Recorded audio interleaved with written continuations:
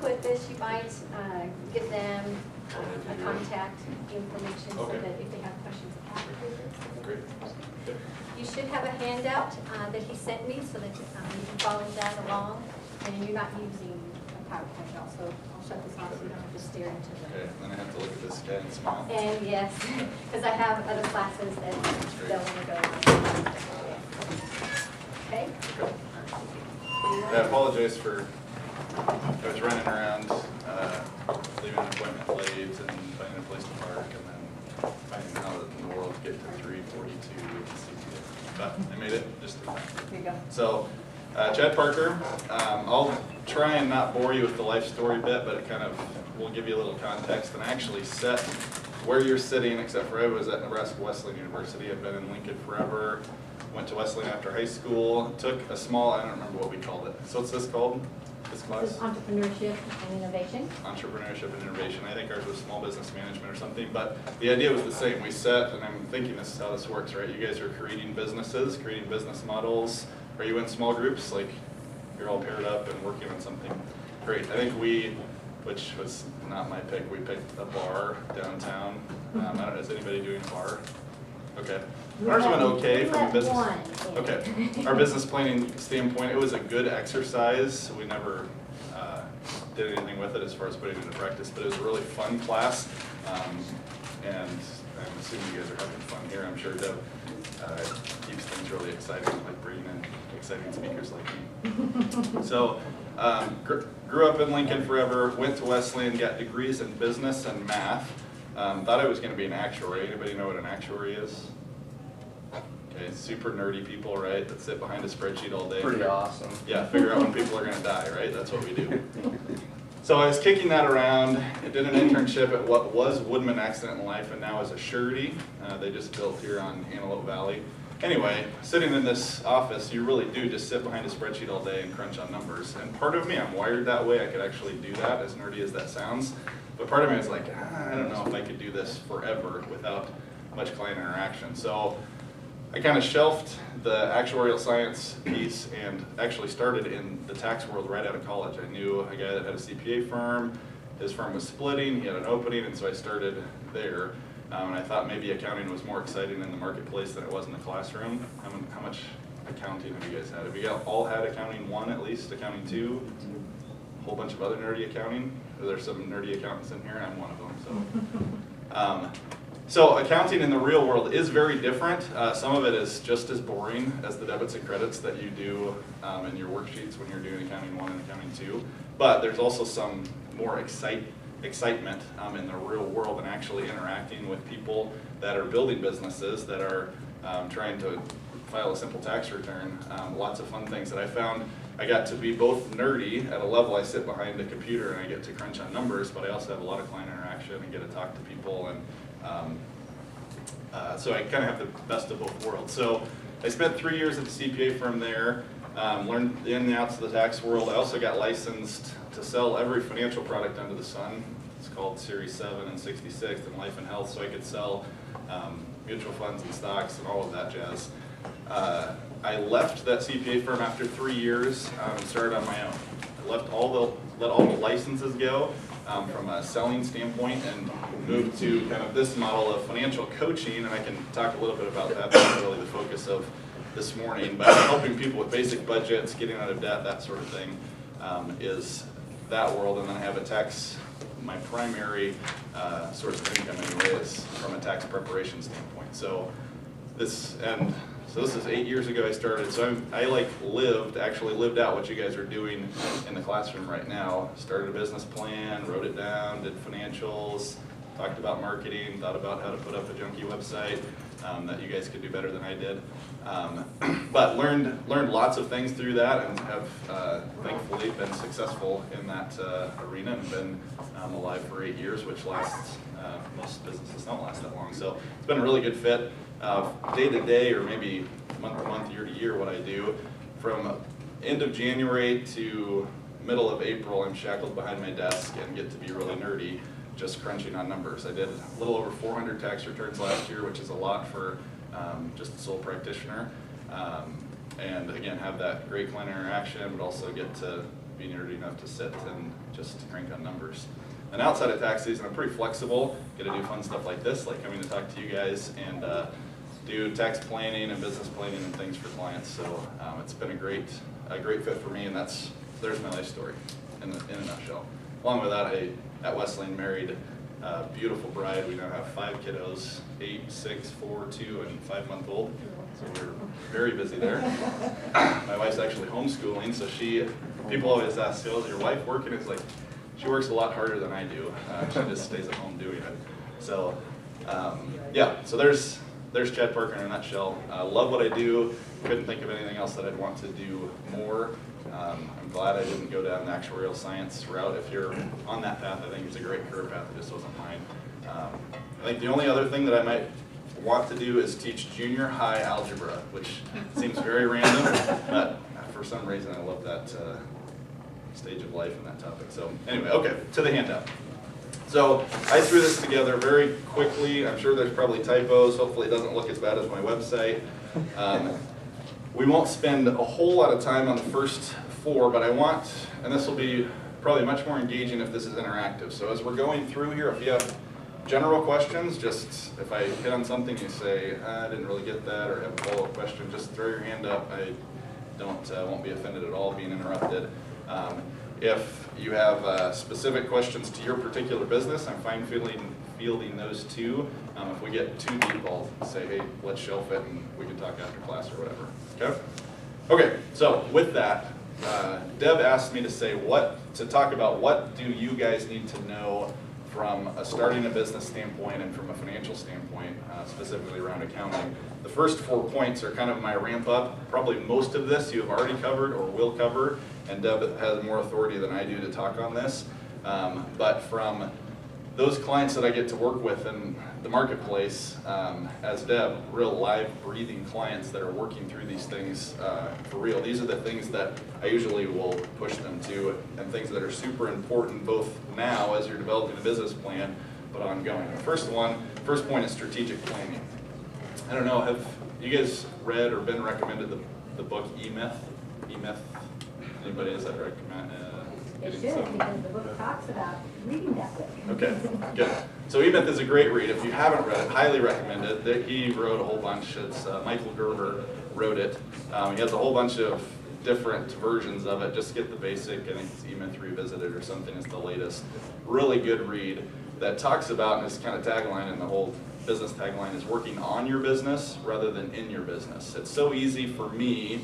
It's so easy for, I have clients, I have a dentist, auto guy, landscaper, I have a wide variety of businesses.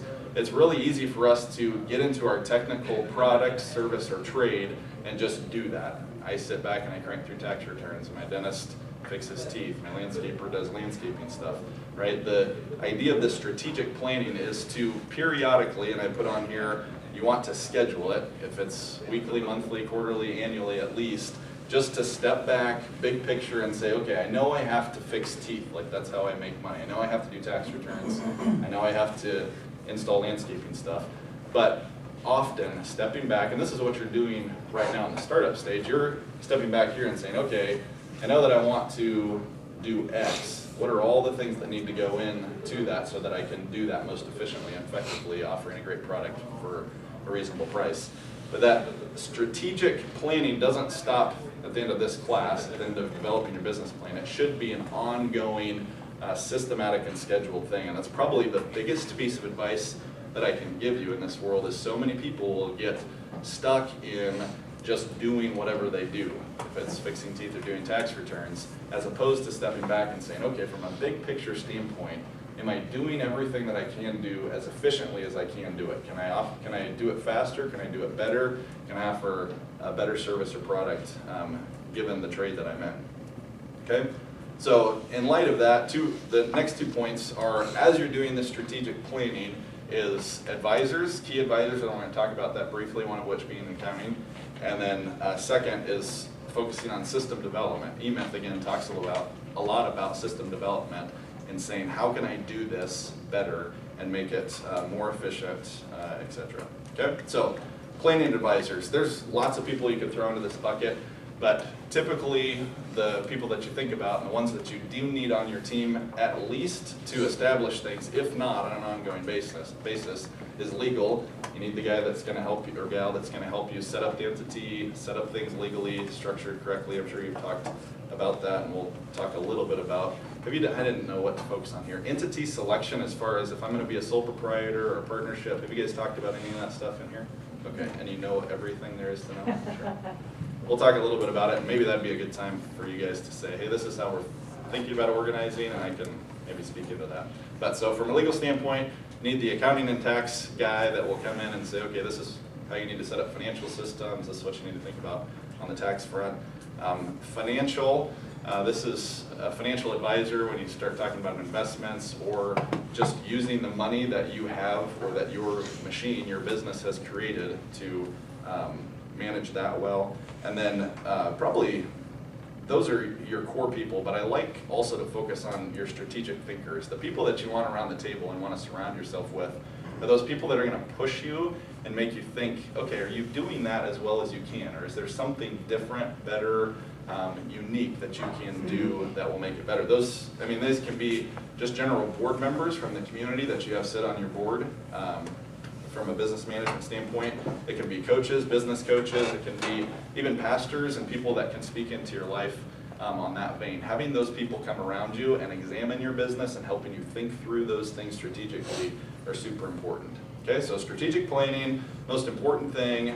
Lots of people start with a business plan and then it goes in some file drawer someplace, and you ask them 5 years later if you have a business plan and say, yeah, I did that back in CBA 342, and you never use it again. That should be a living, growing, breathing document that you're continuing to make better and improve. And you do that through systematic strategic planning, good advisors, and then system development. The third point there. I broke this into three. If you read Gerber's book, it's broken into a lot different way, but I thought just for a summary to get to the point where I'm supposed to be talking about is the why, the what, and the how. So the why is, why am I doing what I'm doing? Fixing teeth, doing tax returns, installing landscaping stuff. What's my mission, my vision? I'm sure you guys have talked all around that. You've developed and are continuing to develop and define and redefine why you do what you do. The second is the what, right? What product or service or trade am I offering to my clients? And then the third, where you should spend a lot of time now, but this is also what continues to grow week after week and month after month as you develop systems, is developing systems and processes. How can I do what I'm doing better, more efficiently, better for the client, better for profitability, etc. So if you take nothing else, now I'm going to get into the nerdy accounting stuff where some of you are going to, it's boring. Bigger than this, bigger than the accounting piece is to think, and this I think probably is what Deb is pushing on the high level at this class, is to think strategically, to get out of the trade, the service, the product specifically. All those things need to be developed and need to be good. You need to be thinking here as business owners of how does this all fit together, from creation of the product and bringing clients in all the way to client fulfillment, of giving them a good product or good service at the end of the day. Okay, so then important systems, management, how things run, financial, how you quantify things, looking at numbers and how you say, okay, this is working or this isn't. And then what Gerber defines as lead generation, lead conversion, and client fulfillment, how things are delivered. All important systems, all important to look at. We're going to look at the financial one specifically. Okay, now do I have until like 1 o'clock this afternoon? I'll try and not drag this on too long, and hopefully you'll have some questions. But this is a time when, if you have specific questions as I'm going along, I'll try and slow my speech down a little bit, so I'll have opportunity for you to raise your hand. Okay, so financial systems, entity selection.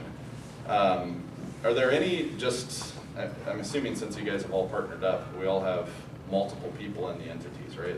Is there any just solo person doing their own thing? Probably not designing the class. Okay, so all partnerships, right? That you're in some sort of partnership. Have you guys defined yourselves as what's known as a general partner, which you can set up a general partnership on a napkin if you want to. Actually, it can just be verbal, not recommended, but it can be. Anybody just saying we're just going to be a general partnership, or have you talked about LLCs and S corps and all that jazz? Somebody throw out there how they've structured themselves, or have you even decided yet? LLC. LLC, okay. And have you talked about from a tax standpoint how there's a couple different ways that an LLC can be taxed? This is the nerdy tax part of me. Probably not, and I'll help with that. Okay, so we have an LLC. Is everybody, LLC is kind of the model. I'll tell you why, because it's really flexible, and I'll show you on the board here. I can use the whiteboard. We're a manufacturing business. Okay. We might be a corporation. Okay, good. I think my name's on the bottom of that sheet there, so you can read my name. One of those works and one of them doesn't. Okay, let's see if this one does. Nope, Should have thrown it away. that's okay. Okay, so corporation, there's two main types of, well, let me write it up this way. See if I can, my handwriting's just about as bad as my website, so I apologize. So you have an LLC, you have what's called an S corporation, and then you have what's called a C corporation. How big is your manufacturing company? Are you international, going to be multi-million dollars like a GM? We don't really know. It's for edible bale twine, Okay. round bales. Okay, And we're going to use sisal or jute, which is grown in Brazil, South America. okay. And then we're going to coat it with something, yeah, so the cow can eat it. Gotcha. They Cool. last longer. Okay, nice. Okay, so let me start, so I think this will be helpful, and if I get too technical, somebody just throw something at me and we'll move on, okay? Many of you, so show me, raise your hands, who's landed on the LLC model? It's kind of a, okay. So then we have the one maybe corporation, we can kind of talk about that. Anybody looked at just what's called a straight S corporation? No, and then the guys in the back, you guys don't know what in the world you are. That's okay. Do you know what you're going to be at? What are you going to be? What are you? LLC. LLC, okay, great. Okay, LLC can be taxed in generally one of two ways, okay? One way is as a sole proprietor if you're a solo guy or gal, or as a partnership, or it can be taxed as an S corporation, okay? So it can, and this is the unique part of an LLC, is it can start out as a general partnership, GP, general partnership, and it can move to an S corp by filing one just magical form with IRS, okay? I put this on the board because I want to show you, just from a tax standpoint, what the difference is at the bottom line, and then we'll see on the C corp side why probably most of you won't want to land there, although there may be some, okay? And the reason you moved, probably all of you, from over here is just a sole proprietor or a general partnership is from a liability standpoint. If you live on this side of the line and somebody sues you, they can come after your house and your car and your kids. I have 5 of them, they're all worth a lot of money, so they like to sue me. Once you jump over this line, if you dot your I's and cross your T's and do the bookkeeping that your lawyer and accountant tell you to do, they can take everything that's in the corporation, but they can't come take your house, right? So this is a liability thing more than anything. Then from a tax standpoint, I'll try and make this as simple as possible, knowing that I'm nerdy and like to make things complicated, right? And I think this will be informative because a lot of people that come to my office, they're saying for the first time, hey, I'm thinking about starting a business. I've taken accounting 1 and accounting 2, maybe even some tax courses. I put this on a sheet of paper and they say, wow, why didn't they just tell me that in accounting? So hopefully that will be kind of the same aha that you guys get, okay?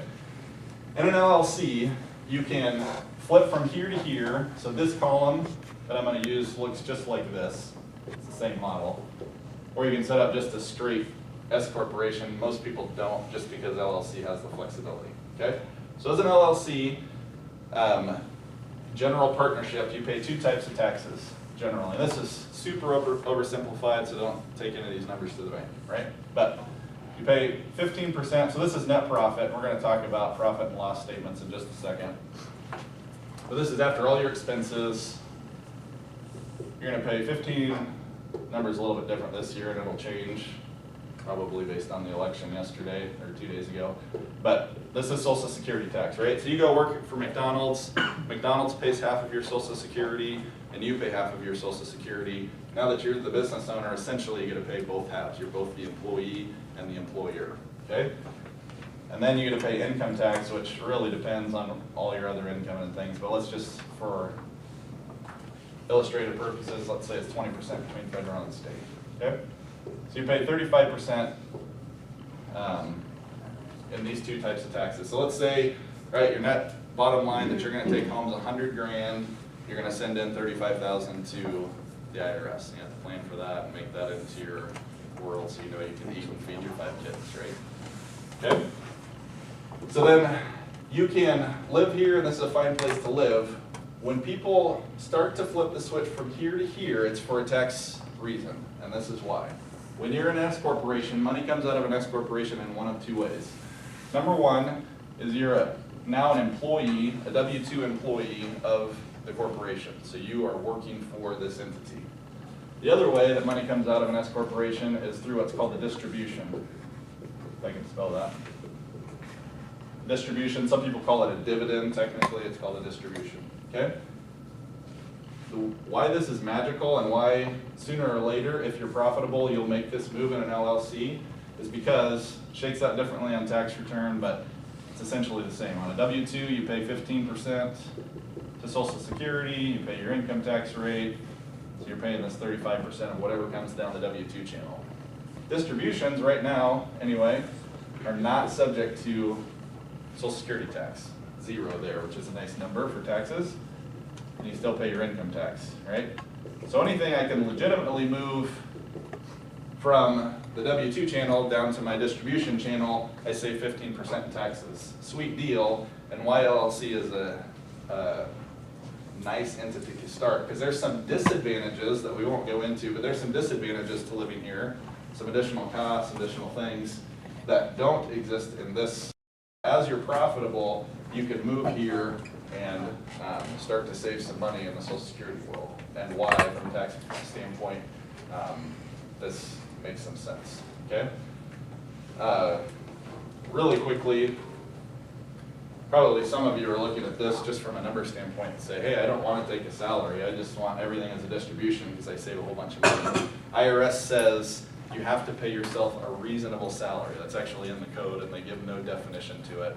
But it's based on experience, time working in the business, a number of other factors that say you have to pay yourself something because they understand that this is advantageous to push more money down this row than this one. So they say you have to pay yourself something that's reasonable based on what you're working on. Okay. Very briefly, very few people live in the C Corp world, and I'll tell you why. These are the GMs and the 3Ms and the Kawasaki's of the world, the big conglomerates. And the reason is because of this thing called double taxation. In a C Corp, money doesn't nicely come out like this in two distributions. What happens is any profit that's left in the C Corp, net profit, gets taxed at a corporate rate, which changes all the time and varies, but let's say it's 35%. After payroll, the corporation pays tax at 35%, and then money that comes out as a dividend to shareholders gets taxed at another 15%. So this is where they talk about C corporations having a double taxation, right? There's an entity level tax, and then there's a shareholder tax. So in this world, you're 50% already, right? So this is a bad equation for most people, and the reason some people are forced to go from here to here is you have to have under 100 shareholders in this world. So as soon as you become GM or Kawasaki, right, you kind of get pushed over to this world. Probably in your guys' world, you're going to start either here, taxed as an S corp, or you can just set up a straight S corp. From a legal standpoint, it doesn't really matter. Both give you the same protection. The other, and again, this is all kind of a decision based on what your goals are and where you're going. The other thing, people sometimes will start here, even though this is a bad tax equation. If they're going to run in the negative for a few years, you can start here and move back here. It's kind of a little bit tricky, but it can be done. The other thing is if your business goal model is to build something to be purchased by some bigger conglomerate, it's a lot easier to do it here. So you'll see guys that are starting startup, tech firms that say, hey, we have this great idea, we're gonna develop this product, and then Intuit or, some big computer, somebody, right, is gonna come in and buy us. That's our goal, that's what we're building it for. They'll start here and make that transition easier. Okay, that was super nerdy. But does that make sense? Are there questions in this realm?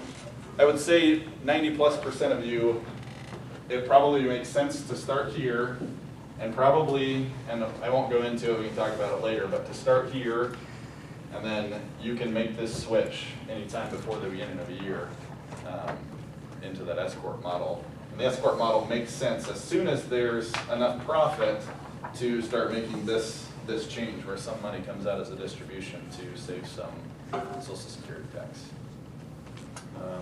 Like why in the S-Corp, why they don't split up the Social Security between W-2 and distribution? That's a really good question. So why don't they split up the Social Security? And I don't know. That's just how it shakes out. So here's a reasonable example. Maybe I'll give you the two extremes. Because some people look at this and say, like I said, I'm going to make this thing super low, right, to save a bunch of Social Security tax and put a whole bunch of distributions over there. I reviewed a dentist's return in western Nebraska a few years ago, and it's been 6 or 7 years ago now, I'm getting old, that his CPA is now in jail, and he paid a bunch of taxes. This is a bad extreme to avoid, right? The CPA didn't go to jail just for this, it just kind of showed his practices. He was a dentist, he was clearing $250,000, I think, a year, $250,000, and his salary here was $18,000 a year. And the distribution was the balance, right? Whatever, 2 plus, right? IRS comes in and says, based on education, this guy has been practicing dentistry for 30-some years, based on your time in the office, blah, blah, blah. This doesn't make sense, right? This is way too low for a doc. So IRS actually only bumped him to like $77,000, which I still thought was low. But an extreme to be avoided, right? In this realm, because you don't want IRS, and they'll pick on this if you're just, and the dentist, to his credit, he was just trusting a CPA, just saying, oh, this is great, and I'm saving all this money because of this. And another important part of your advisor is make sure they're honest and not in jail. Good things. So the IRS came in and bumped him to 77. Does he have to pay a lot in back taxes? Yes, a ton. Because what happens is everything between these two numbers gets hit here at 15%. Plus there's failure to file penalty, failure to pay penalty, et cetera, and the guy, he wrote big checks, and it was a bad deal. Yep. Do they keep that whole area fuzzy on purpose so that they can pull an audit if whenever they want? Just so they can pick on you, yes. No, they don't. It's just, in my industry, we would love for them to give us some more guidance on what is reasonable, but it's so facts and circumstances based on, so like the dentist, for example, if he would have been 1 year out of dental college, right, it could be argued that, hey, my salary can be lower than the guy that has 30 years experience. The dentist that works, hey, I'm semi-retired, I'm working only 15 hours a week, as opposed to the young guy that's working 40 hours a week or 50 hours a week, right? There's so many variations and differences in what reasonable is. And I think IRS has 20-some different points of things that they'll just consider. And so it's one of those things, even if you're thinking you're being reasonable in this realm, if you go into an audit, you kind of have to go in hat in hand saying, I think we're being okay here, we're being reasonable, but it's kind of you against the auditor, which, if you're ever audited, audit in general, if you're ever there, audit's super easy if you're honest and nice. Super painful if you're dishonest and not nice. It just comes down to that, unfortunately, because that's the system we're in. So they can't add much clarity there just because it's so varied. But it's one of those things where you can be as aggressive so this is the aggressive position, right? The CPA that's in jail, don't do that. There's a conservative firm in Omaha, I saw your question just a second. A conservative firm in Omaha that says no more than 20% of the monies that come out of an S corp will be allowed to go down the distribution channel. So in that world, that's super conservative in my estimation, right? That they would say, we'll only put 50,000 of your 250 here, and your W-2 needs to be 200,000. IRS wasn't even that aggressive on their take, but they're not gonna lose a battle on that one if that's their standard operating procedure. Do you just have to trust your CPA on what's reasonable then, or how do you? Yeah, good question. And it's, at a level, yes, but why a multitude of counselors is good. I'm more conservative than many. I'm not this conservative, but I'm more conservative than many, but it might be, if you just don't get it, feeling a little bit uncomfortable, just go ask a couple of people, say, hey, here's the scenario, this is what the recommendation I'm getting, does that seem reasonable? And you'll get different answers, because you can sit down with an IRS auditor and get different answers, and same thing with the CPA.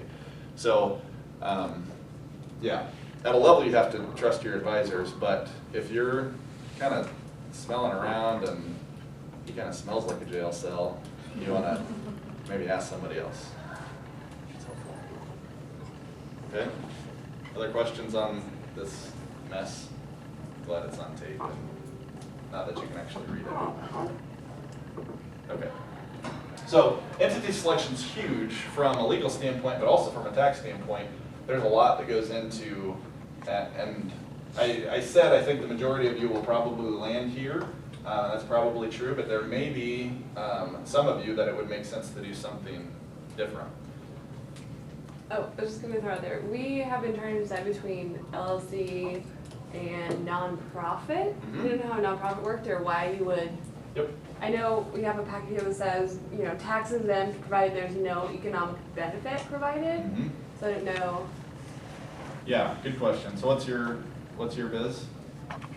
We're thinking about a consulting group, but for like churches. Okay. So like webinars, seminars, things like that. Gotcha. And nonprofit was thrown out there to consider, but. Yeah, it's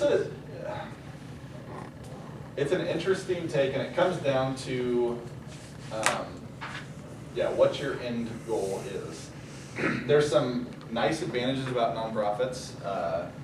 You don't have any entity level taxation. You don't have any of this jazz to deal with. You can set your salaries, again, what's reasonable, and a lot of nonprofits actually pay pretty well if they're profitable.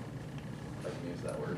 That even if you're in a nonprofit world, you're still in the business of making money. Like, it's not that you are just giving all your time and services away. You have to cover costs and cover payroll and all those things.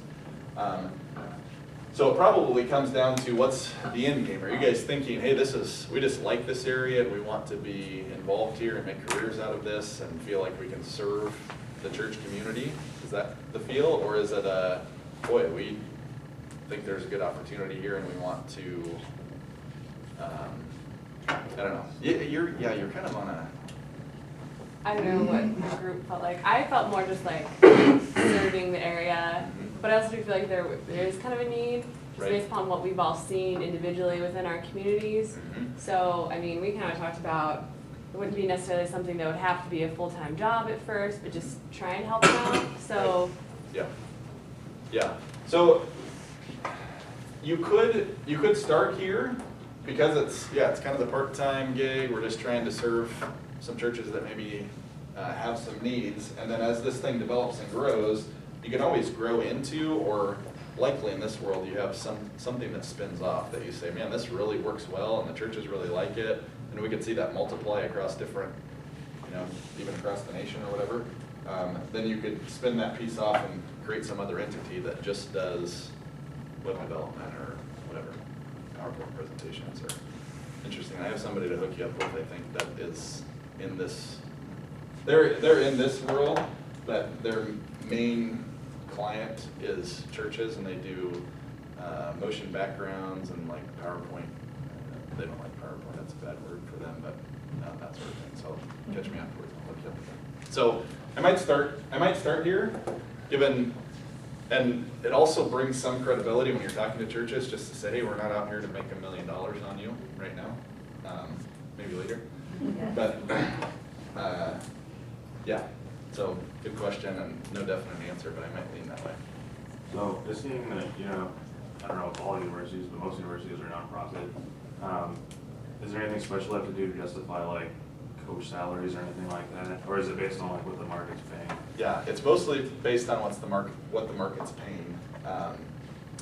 Yeah, kind of interesting, and honestly, my nonprofit experience is fairly limited. I have one nonprofit client, and then I'm on a couple of different boards and things, but it's kind of a whole unique monster in that world. But there are people that are working in nonprofit worlds, including coaches that are making millions, and you think, how's that shake out? But there's basic bottom line, there's a lot of lenience, a lot of opportunity there to, the thing you can't do here very well is raise funds. If you're thinking outside of getting grants and things, which are possibilities, when you're looking if you're looking for investors or debt financing, running up here is a little bit easier just because they're saying, hey, you have some skin in the game and we have potential to gain from, as opposed to if you're in the nonprofit world, not-for-profit world, that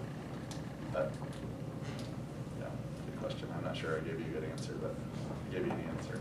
I'm an expert on my opinion, that's what I always say. Okay, any other questions on that? If you're not making that much money and your salary would normally be a lot more, can you set your salary pretty low? Yes. If you're only making $50,000 a year off your business? Yeah, good question. So the question is, okay, so let's say at the end of the year, I'm an LLC taxed as an S corp. Can I bring this down just because I'm not very profitable? What IRS will look like, and why some people will start here and then move over once they're profitable. IRS will say, you know what, if you're just kind of skimping along and just kind of making it, if you try and divide this up between W-2 and distribution, but you're using your distribution like it's coming out of maybe being paid out monthly, as opposed to usually distributions would be paid out like at quarterly profits or annual profits, something like that. They'll look at it and say, you know what, it kind of looks like, and it'll be just one of the factors they use, that this really is a wage, and so they'll try and push it back here. They don't win those all the time. But in that world, I would probably say keep pushing your money down your W-2 until there is profit to be distributed over here. Yeah, because if you start running that world where you're making, that's where I usually say you have to have net income here of somewhere around $50,000 or $60,000 before you make this switch to say, okay, have some room here to have a reasonable salary that I can live on, right? And still have some room for distributions of profits. That answer the big level. Other questions on, I can talk about all this nerdy stuff all day. Okay.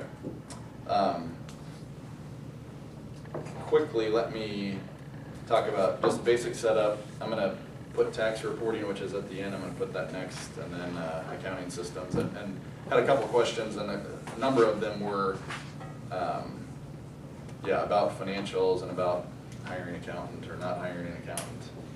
So from a setup standpoint, setup can be super easy. You need a separate bank account. You probably talked about that. Even if you're in the sole proprietor world and you're just by yourself and you're doing websites from somebody, it's still a good idea to have a separate bank account to show money in, money out. Identification numbers, federal identification number, there's a bunch of state identification numbers. All of these things are dependent on what your entity is, what your business looks like, and why you need to sit down with somebody in the setup stage to say, okay, do I have all my bases covered? And the tax reporting piece, I'm not going to go into a lot of detail, but this can be just nauseating, depending on what your business is, how it's structured, and what you're doing. But you have potential income tax. In this world, all the income tax, these are all they're called pass-through entities. All the income and expenses pass through to the shareholder. There's no entity level. The companies don't pay any tax themselves. This is the only monster that pays tax. But still, all this money passes through to your personal return. You pay income tax on those profits or the money coming out. So you have income tax, you have payroll tax, right? If you're hiring people, even if even if you're the only employee, but you're living here, you still have payroll taxes because you have a W-2 employee being you. You have sales and use tax. Does anybody know what use tax is? No one does in the Department of Revenue either. Well, they do. So use tax, and probably all of us have been doing this incorrectly since forever. But if you buy this is an example, buy something on the internet that you're going to use in Nebraska, that's use tax, and they don't charge you sales tax, they don't charge you 7%, you are obligated to send in that 7% to the Department of Revenue on a use tax return. Now, no one does that, right? Zero. I don't do that unless they just added it to the personal income tax return 2 years ago, and they surprisingly got a number of people to kind of comply. But it's on the books. But in the business world, it does apply, and they will pick on you if you're buying a bunch of equipment and not submitting use tax or sales tax. So it's a funny little law that nobody knows about. I just had, you guys don't know him, one of my clients, I talked to him about it, I told him about it, it's documented in all kinds of emails, get an audit from the Department of Revenue, and we're working, putting the docs together, and he's like, I don't think I understand use tax. And he had purchased like almost $100,000 worth of equipment from a guy that should have been actually collecting sales tax but wasn't. So anyway, he had a couple $5,000 or $6,000 bill that he wasn't expecting, which isn't a fun deal. So that'll go to the Fed and not to that state? No, it goes to the state. Okay. Yeah, so the state picks on you, the State Department of Revenue. But it's paid, so you pay to the IRS and the IRS gives it to the state? Yeah, good question. It actually hits the Nebraska return, so the Nebraska personal return. So it all goes through at the state level. That's the other thing about sales tax. I don't know, how many of you in your business plan are just going to be in Nebraska, or do you have, or some of you, okay. Start at least. Yeah, so sales tax gets it's difficult enough in Nebraska, so there's a ton of different rules. You can call the Department of Revenue on a specific question, talk to 3 different people and get 3 different answers, which is terribly frustrating. But as you move outside of the state, every state sales tax laws are completely different. Different filing requirements, different collection requirements, it's asinine. And there's been a push for 20-some years of, I think they call it streamlined sales tax, where all these states would get together and create basically one clearinghouse, but they can't get on the same page, and everybody, like I said, like for example, Nebraska doesn't charge sales tax on food, right? Lots of other states do. South Dakota doesn't have sales tax, and so people are running up and buying cars from South Dakota, and then they come back here and Nebraska hits them anyway. Anyway, there's just all kinds of different funny things in sales tax, but one of those things that really has to be on your radar is they like to pick on Department of Revenue. So if they do have a business that's in several states, which yeah. They would have, Yep. they have to file in each state. Yes, and when we get to the question of do I do my own accounting or do I outsource, you outsource. You don't, and you don't even outsource to me. Like I have a few clients that are operating in Iowa, which is challenging enough, but you have to get to a bigger firm that has bigger back office than I do to handle all that jazz. What if you are selling your product to like a C Corp? That's what we were kind of talking about, is selling our idea and how to make it to a company that already has the equipment, so we don't have to buy anything like Gotcha. that. So you basically create the idea and the processes and everything, and then you're selling, meaning you're going to sell the whole business, or you're just going to sell the product to? Okay. And the question specifically around sales tax, is that what you're thinking? Talk to me afterwards, because that depends, and it's confusing. Depending on who you're selling to, so on one level, I'll talk about this high level. So on one level, if you're selling to a company that is just buying to resell, they can buy sales tax free in Nebraska. They can buy sales tax free and then charge sales tax to the end customer. So in that scenario, you wouldn't have to charge sales tax. But if they are going to use the product at some level, if you sell it to the cow farmer himself, right, that has a big C Corp and has the machinery and everything else, and he's going to actually use it, then he's the end user and you have to collect sales tax. So you might actually live in 2 different worlds, and we do this all the time. But on some clients you have to collect sales tax, and some clients you don't. depending on the circumstances. And why sales tax is just, it's the biggest pain in my world. To be avoided if possible, okay? Income tax, payroll tax, sales and use tax, and a little other unknown tax that if you operate in Nebraska is called personal property tax. Personal property tax is anything that you're using in business that's a tangible desk, chair, computer, anything that is an asset that has to be depreciated, right? You've talked about that in your accounting, right? Something that's gonna last longer than a year, like a desk, chair, computer. Doesn't include real property, real estate, a building. Doesn't include motor vehicle tax, or motor vehicles, so your cars and things, but everything else that you can think of that is tangible, that's gonna stick around. And no one, there are many people that are missing this, and they don't have a really actually great way to track you, so if you can fly under the radar for a long time. Wouldn't recommend it, but because they'll catch you eventually. But you pay a personal property tax to your county, Lancaster County, and it's about 2% of the asset value, and it depreciates over 5 years. Anyway, just another nightmare that nobody thinks about, nobody figures into their financials, and it can be, depending on what your business is, and depending on the amount of equipment that you have, it can be pretty substantial in tax consequences. So, and there's other stuff. There's corporate occupational tax. There's what's commonly known as the arena tax, right? You guys have heard of that and seen it when you go out to Chipotle or wherever they're charging extra tax. They have that. There's a litter fee tax that if you fall into these certain things, you send another form to the Department of Revenue and the extra taxes. All of those things, and why I'm talking about them so generally, is that it's just so dependent on what you're doing, what your industry is, and the laws are so different from one industry to another.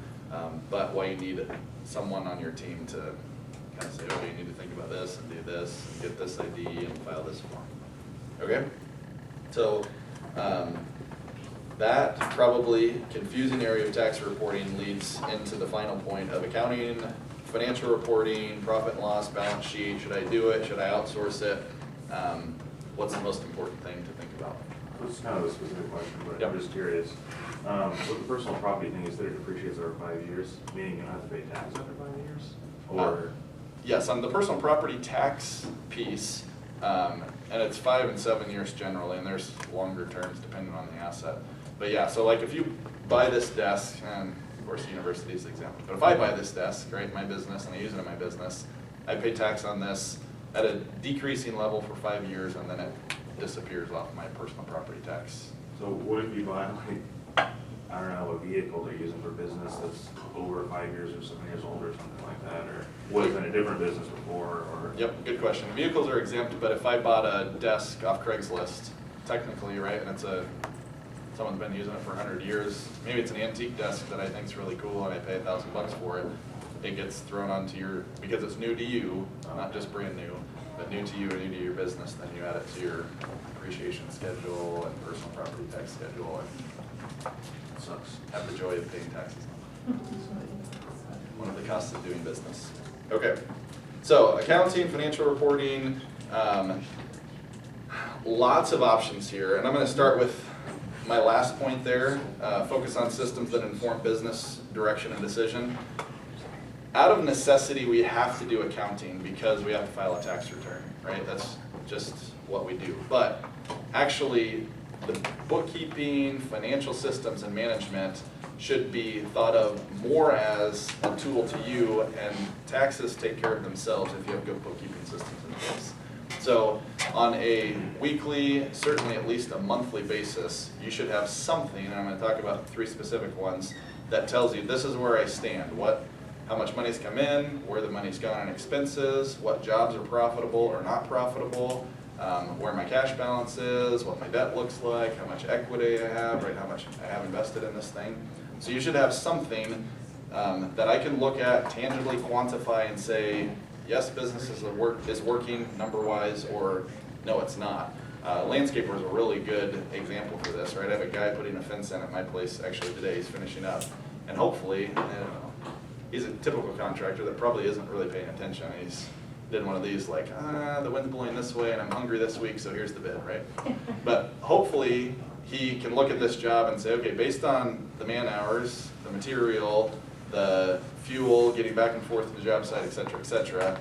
I put this fence in for $3 grand and it cost me $2,000, so I made $1,000, whatever his numbers are.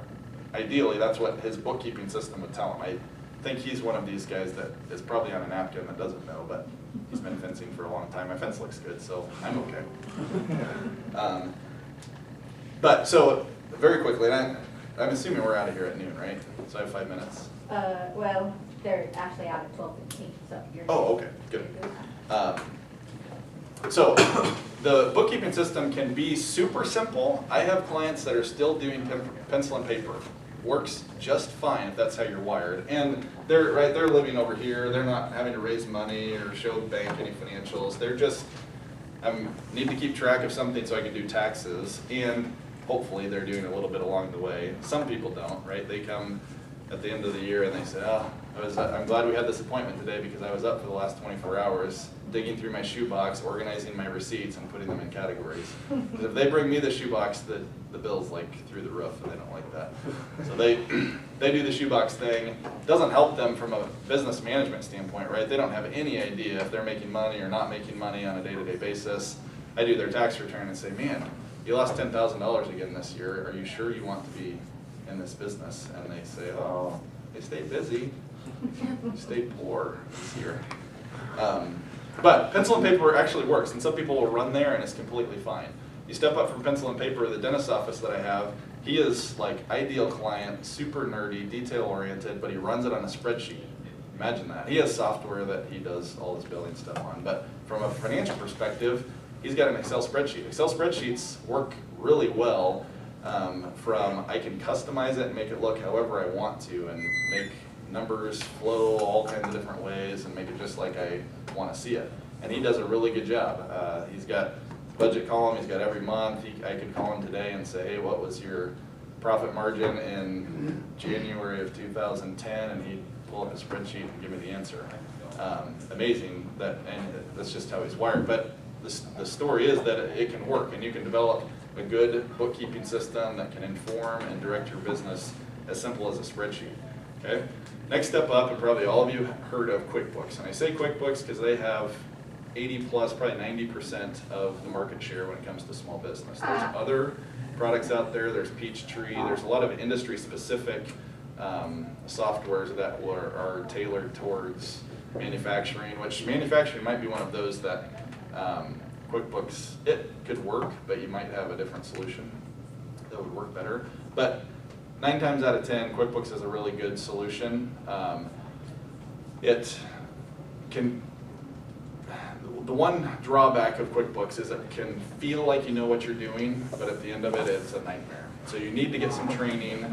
You need to pay attention to what you're doing. You need to, again, develop the system so it can inform your business decisions and you know where you're at. You don't just plug in expenses and income and hope that somebody can make sense of it at tax time, because usually I get those files and it's almost as bad as a shoebox, except for it's all electronic and so I can't even see paper receipts. So QuickBooks, really good solution. You need some training if you're going to do it yourself, but it's doable. And the question of, should I do it myself or should I hire somebody? The answer is, it depends on how you're wired. If you're nerdy like me, like the accounting thing, like the details, like to pay attention, then doing your own accounting is actually can be a good idea because you live and breathe in it every day. You can see it on a moment-by-moment basis, as opposed to if you're sending your receipts and bank statements off to a bookkeeper every month, you have a little bit of lag and you're not sure moment by moment necessarily where you're at. So if you're wired that way, but most people aren't. The contractor that's doing my fence isn't, and he should, probably doesn't, but he should use a bookkeeper.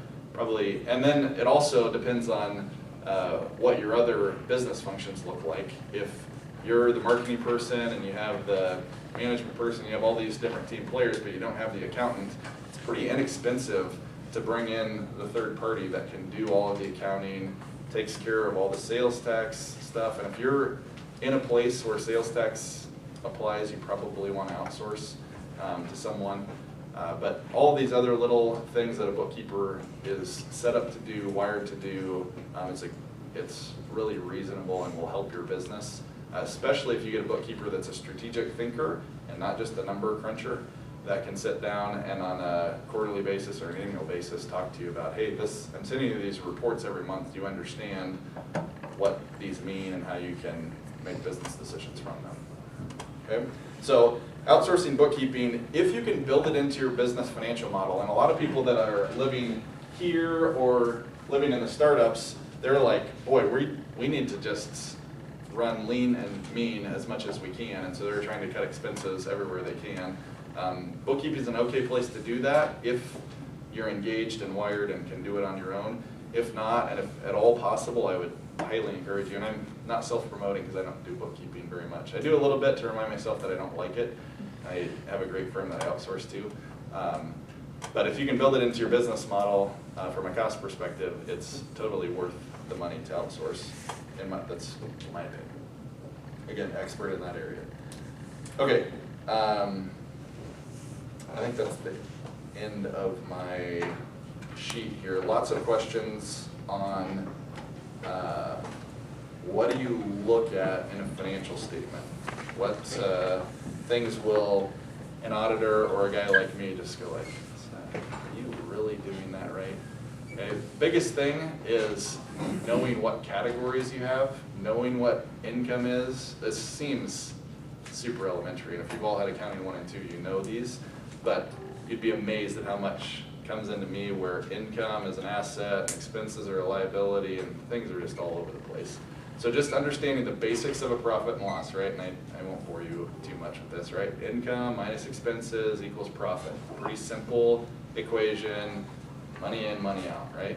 Then you have your balance sheet, assets equal liability plus equity, right? So what I have in cash and equipment and tangible stuff has to, where your books don't work, equal what I owe in liabilities and debts and what I own, my equity in the business. So the things that will flag bad books right away is if there are things that should be on the balance sheet that are on the income statement, or things that are on the income statement, should be on the income statement, that are on the balance sheet. If you're looking at a profit and loss and you see like negative expenses, like expenses that are flipped upside down, I mean, some silly things that you'd think, well, that will never happen, but every year I see them all the time.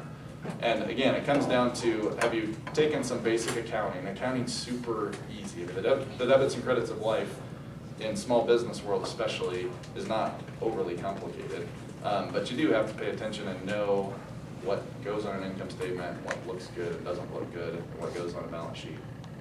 Things that, from a business management standpoint, the lines that I'll look at if I'm reviewing someone's financials, just to say, I just had somebody come about a month ago that was thinking about buying a business, and they had P&Ls from QuickBooks, which is fine. Also knowing that P&Ls tell a story, and they can either be the right story or the wrong story, depending, again, on the bookkeeping, and you can make the numbers look differently if you want to. But the things I'll look at are gross sales, right? What is the total amount of money coming into this machine?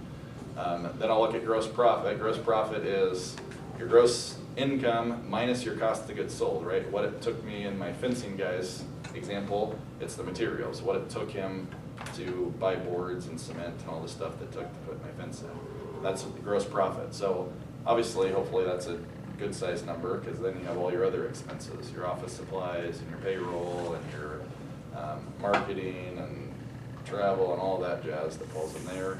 And then net income obviously is an important number, because if you don't have net income, you're either non-profit, which is okay. Although you still look at non-profit P&L, and there has to be some money left there to stay alive. You can't just lose money year over year, because you'd start running out of money, right? Then on the balance sheet, cash is king, always has been, meaning the number one, and you guys have probably heard this, if you haven't heard it in this class, you probably will, you probably heard it otherwise, the number one reason businesses fail is undercapitalization, meaning they just didn't have enough money to keep it alive long enough to turn a profit. And even when I started, so I left a bit of my story out. In 2004, when I left the CPA firm, April 15th, if you know anything about taxes, kind of a funny date, but on April 15th, 2004, I started at UPS, loading trucks from 4 a.m. to 8 a.m., right? Painful.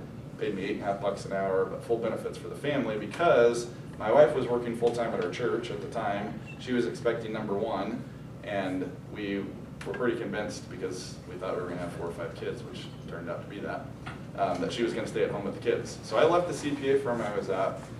I started at UPS 4 to 8 in the morning throwing boxes while I built this business up. And I did that knowing that most businesses fail because they don't have enough money. And so we kind of squirreled some money away, and we knew that it was going to be a challenge, and we drove the one car, and we ate stuff that we shouldn't even eat. And thankful when UPS handed out their Christmas turkeys because that fed us for like a week. Right, all these things. But what we were committed to is number one, her staying at home, and she wanted that, and I wanted that, and it's been a great fit for our family.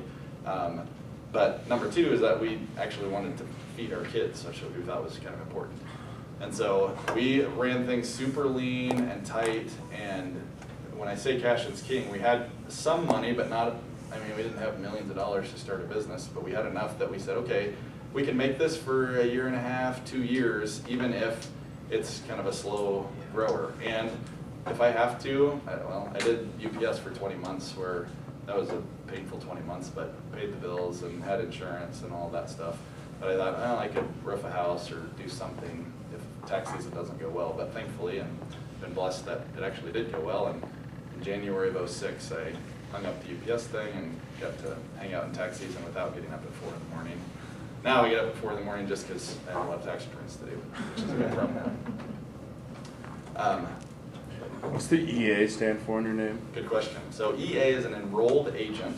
No one knows what that is, so it's a fair question. In the tax world, there are essentially 3, I'll say 4 people. There's a CPA, everybody knows CPA, certified public accountant. There's lawyers can prepare taxes, and there's EAs. Enrolled agents is a designation given actually directly from IRS. You take a 2-day kind of grueling exam, and then you have a bunch of continuing education. So it's equivalent to the CPA in the tax world, but I don't do any audit, which is CPAs do audit, and some CPAs don't do audit. Well, most CPAs don't do audit, because talk about nerdy. That's like actuarial science stuff. It's really bad. But I can do everything a CPA can do except for audit, which I have no intentions ever to do, hopefully, in my life. So CPAs, EAs, so I can represent before the IRS, I can do all that stuff that you would need in a tax guy. Lawyers, and then you have what are called unregistered, changed that to this year, they're registered return preparers.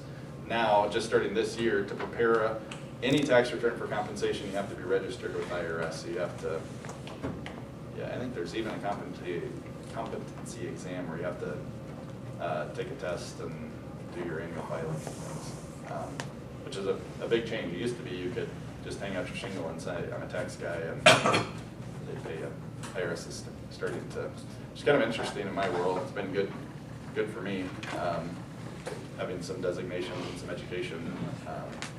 Yeah, good question. So, yes, on the balance sheet, cash is important. Don't undercapitalize. Even if you don't have a bunch of money, figure out how you're going to do either the bringing in the silent partner for equity financing or put in good long-term debt financing, but you need money and you need to run very conservative numbers when you're running your first financials.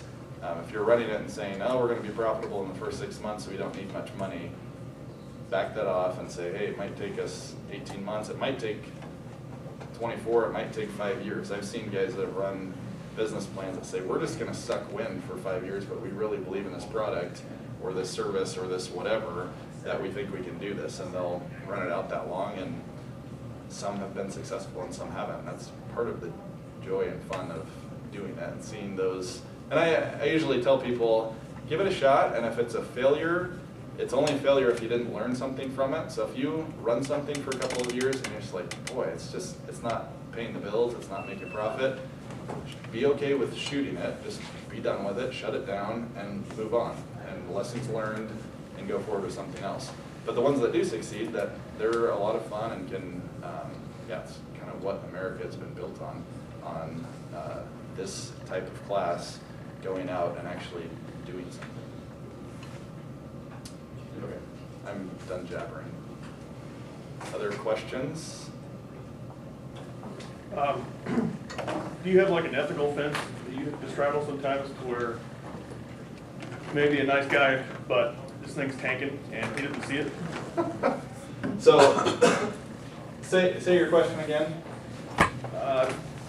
Do you have to tell somebody, or do you see this often where you need to tell them that they need to do something else for a living? Yes. But, how often does that occur, I guess? Yeah, it does happen quite a bit, and sometimes I probably need to be more forceful than I am. Sometimes the first year that it looks really bad, I'm like, okay, what are you going to do different going forward that's going to make this thing turn around? And they'll say, well, I'm going to try this or try that, or they say, well, I don't know, and they don't really have a good game plan. A lot of times I should just sit down and say, okay, you either need to change something drastically or just be done. And some people will take that advice and some people won't, depending on, a lot of people that are running in that world that I have those conversations with, it's a secondary thing, that either they have a full-time gig or their spouse has a full-time gig and they're trying to just do this kind of on the side and get it running. I think often we would be better off if we cut our losses earlier than we do in some scenarios. But I don't know, I told people to shoot an idea before it should be shot too. Good question.